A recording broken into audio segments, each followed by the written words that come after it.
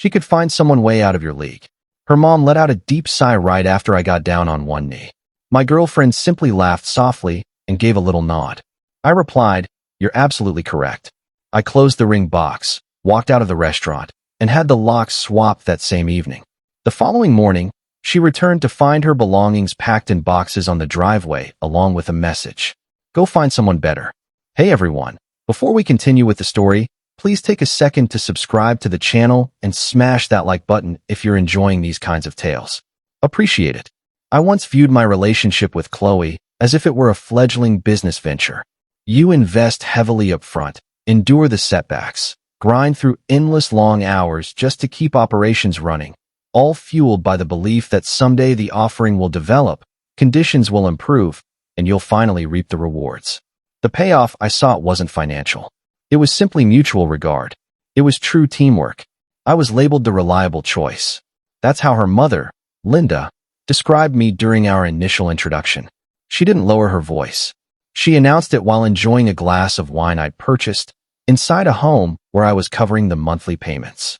Chloe requires security, Linda remarked, scanning me from head to toe as though I were a second-hand sedan with too many miles on the odometer. You're extremely steady, Mark. You're dependable.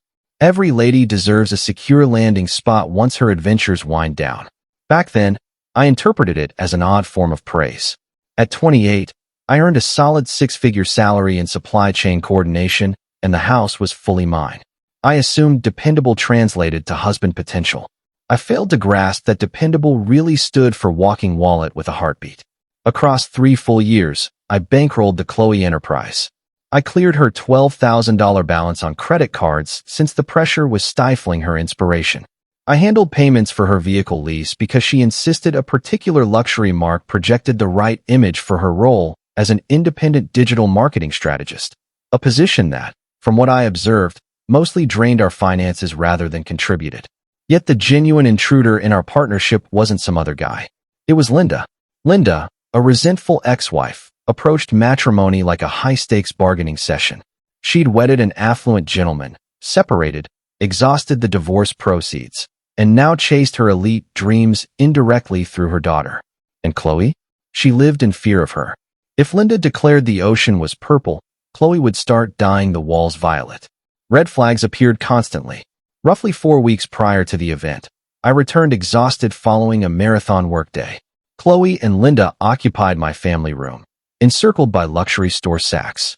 "Well, the busy drone has returned," Linda commented without glancing up from the elegant shawl she was arranging around her shoulders.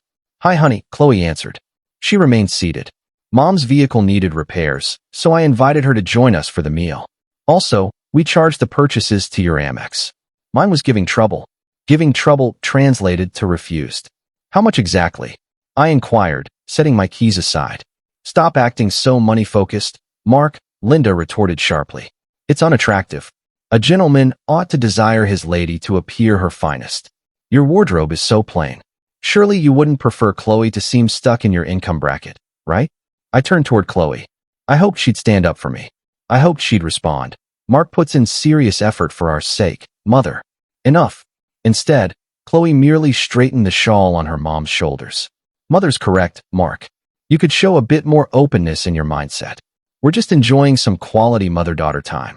I pushed down the frustration. I convinced myself it stemmed from tension alone. I convinced myself that engagement would alter everything. Once it became permanent, the power balance would change. I'd become the spouse, the household leader, and Linda would fade into irrelevance. What a fool I was. I chose her 27th birthday for the proposal. I committed fully.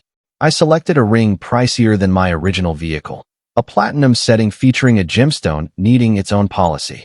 It pushed my budget hard, yet I aimed to drown out Linda's nagging in my thoughts. I desired a peace that declared, "I'm beyond merely dependable. I'm accomplished." I reserved a spot at Le Jardin, the city's snobbiest French eatery. Bookings required a 3-month wait.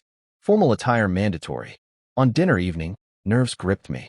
The ring case felt heavy against my chest, but as I arrived curbside to surrender the keys to the attendant, Chloe waited outside. She had company. Linda stood beside her, wearing an outfit flashier than Chloe's own ensemble. "Surprise!" Chloe exclaimed happily as I stepped out. Mom felt isolated this evening, and I refused to abandon her to a frozen meal on my special day. I asked the host to include an extra seat. My inside sank. Chloe, tonight was meant to be intimate. Just the two of us. Linda advanced, tapping my face gently with polished fingers. Come now, Mark. Don't act territorial. You'll possess her for your dull eternity ahead. Allow me one evening. I glanced at Chloe. She flashed those beseeching, wide-eyed eyes. The expression she deployed whenever overspending occurred or commitment slipped. Please, Mark.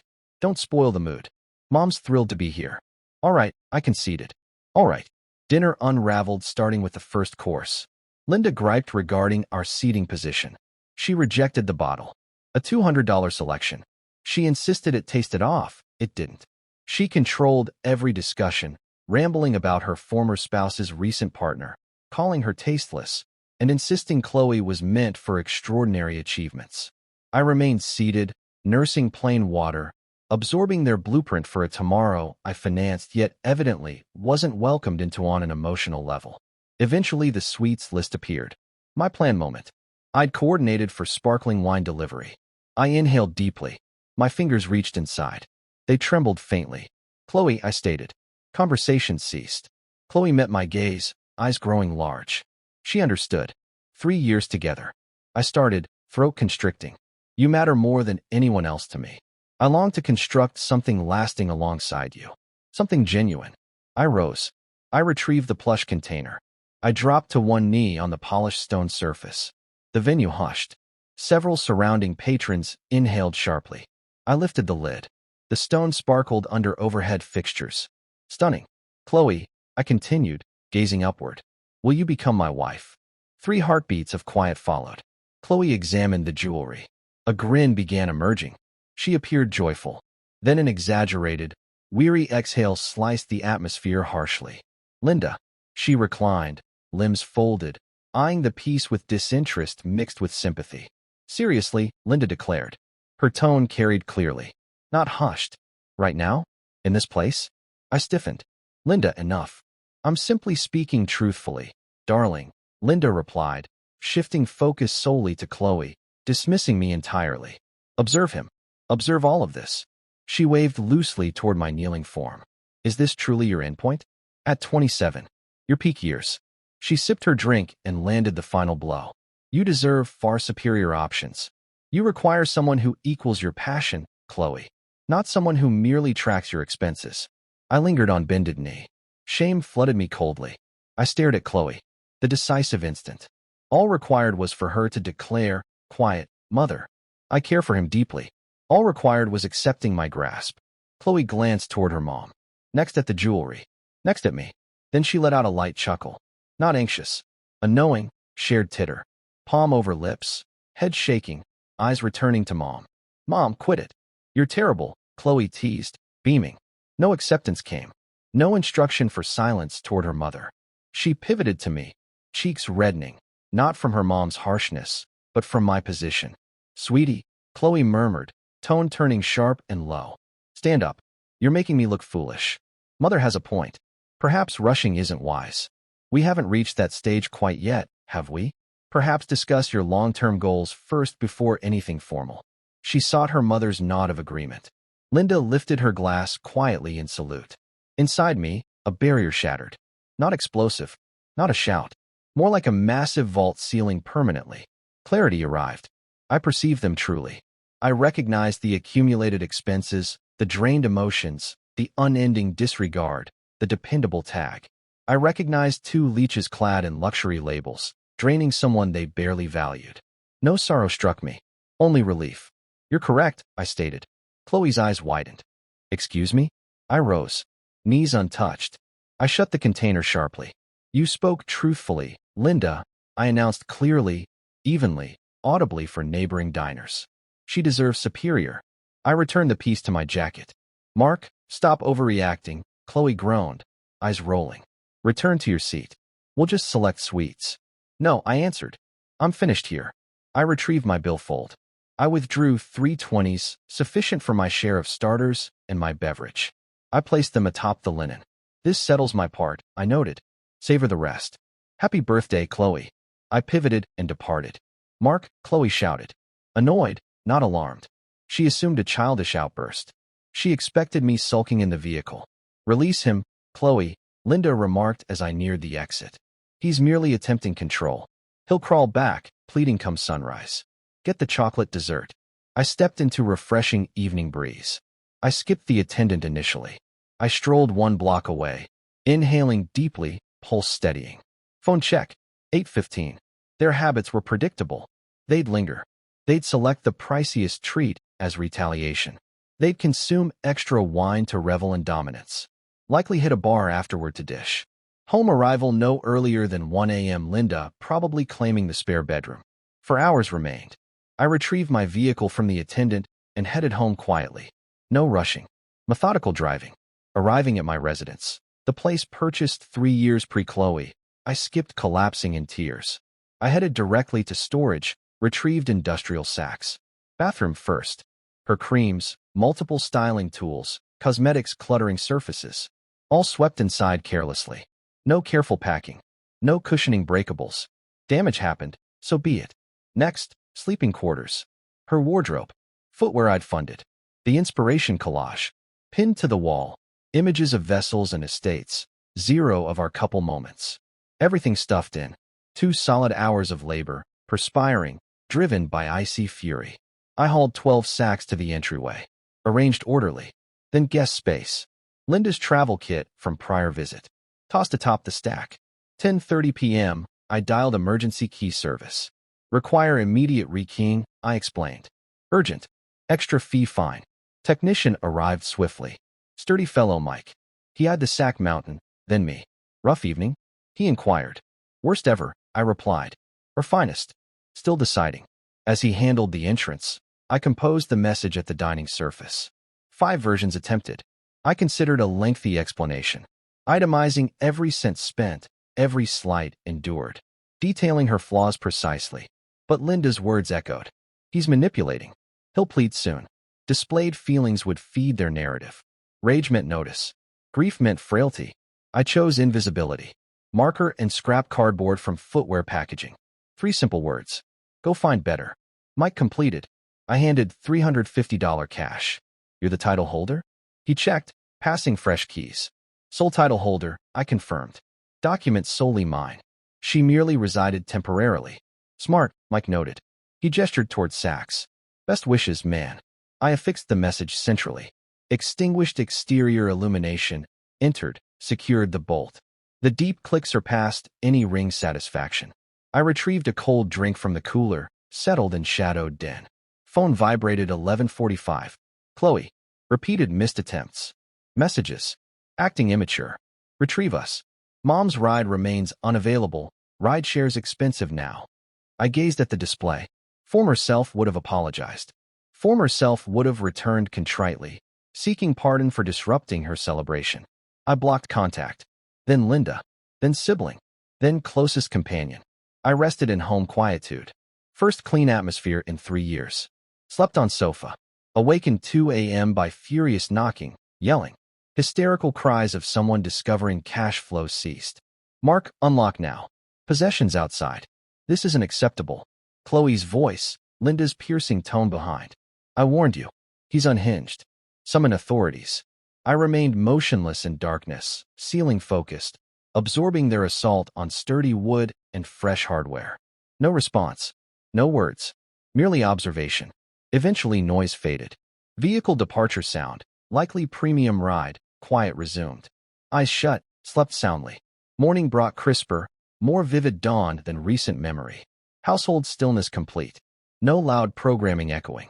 No snide remarks on eating habits. Pure calm. Reviewed camera recordings over brewing coffee. 2:15 a.m. footage dramatic.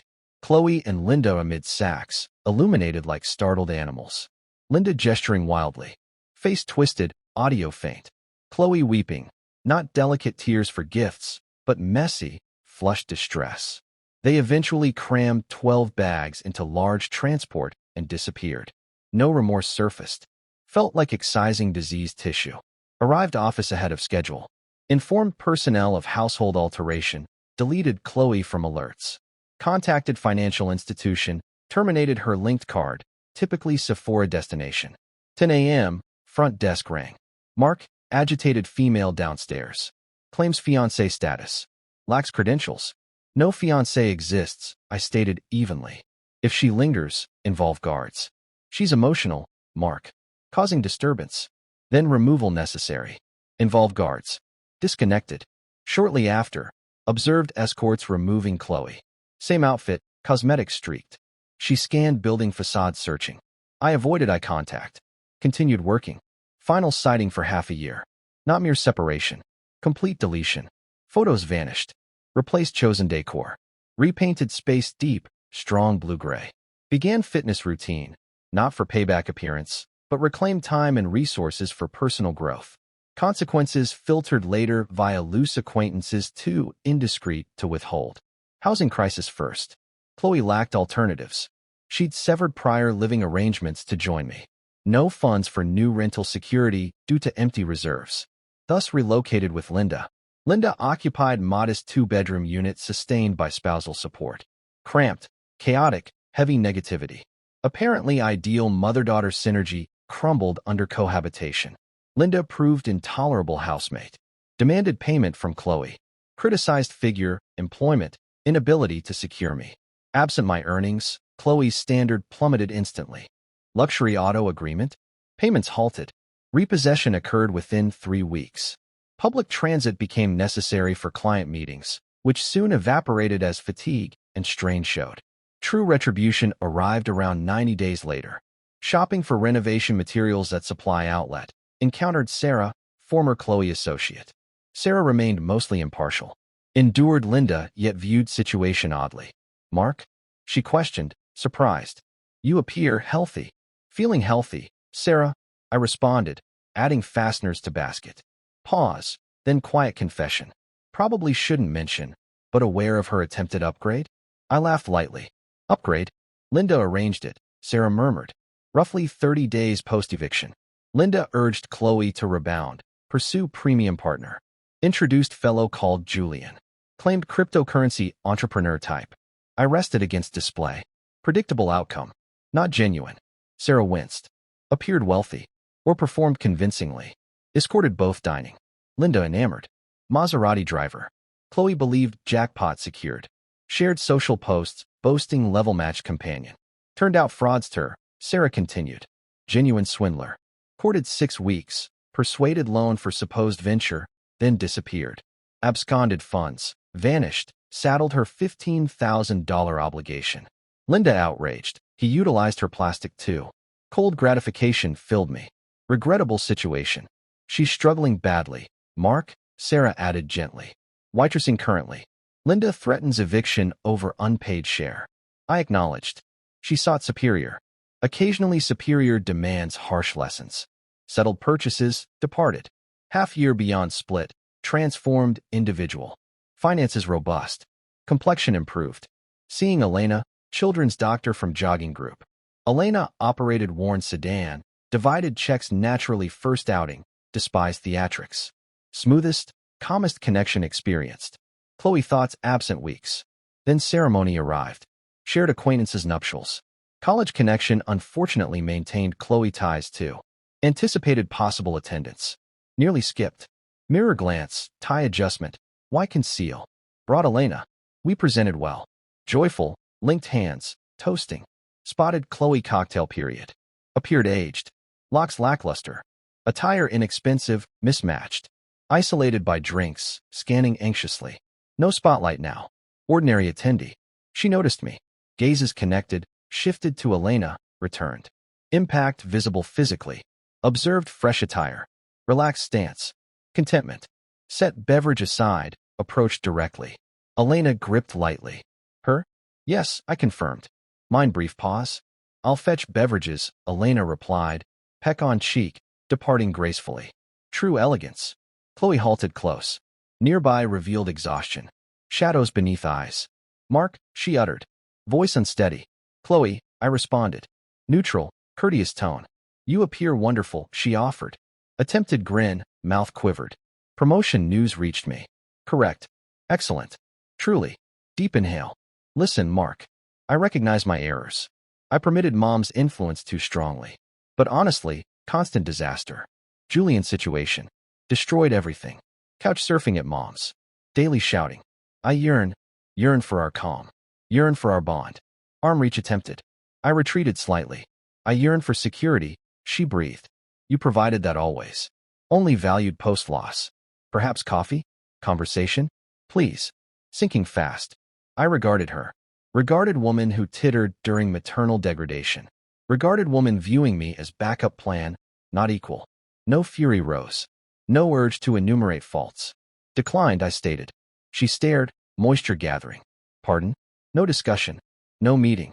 Timepiece glance. Chloe, security wasn't desired. Status was. Risk taken. Wager placed on superior alternative to me. Wager failed. No returning stakes merely because funds depleted. But affection remains, she cried audibly. Attention drawn. Affection absent, I clarified plainly. Affection existed for bill coverage. For enduring maternal hostility in your stead. Slight lean, voice controlled yet clear. Restaurant evening laughter constituted truest instant between us. Agreement reached, superior awaited. I respect that decision. Permitting pursuit of superior. Avoid disrespecting by returning post-realization it lacks existence. Mark, beg you. Pardon, I noted. Partner awaits. Passed without backward glance. Located Elena near serving area. Beverage extended, eyebrow lifted. All fine. Room scan. Chloe remained positioned, drying face, diminished. No maternal rescue. No Julian rescue. Truly solitary finally. Yes, I answered, clasping Elena's palm. All flawless. Danced remaining hours. Chloe contact ceased permanently. Final update. Relocated interstate to relatives after Linda's final ejection. Ring? Returned post-split morning. Proceeds funded investment property deposit. Generates $1,200 monthly net. Sold tangible return from entire episode. Truly worthwhile. Thanks for viewing. Please subscribe and like. Thoughts on this tale? Drop them below.